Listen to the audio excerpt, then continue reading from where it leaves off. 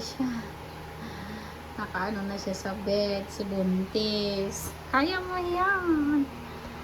Konti na lang talaga. Kulang kasi ikaw ng iri. Iri. Galingan mo ng iri. Kaya mo yan. Ako.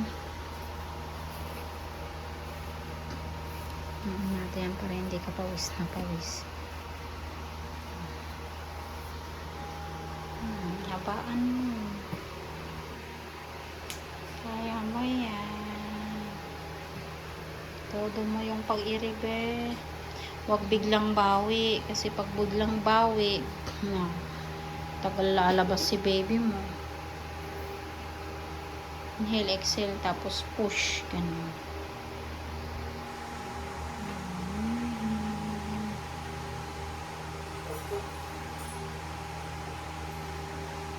Kaya mo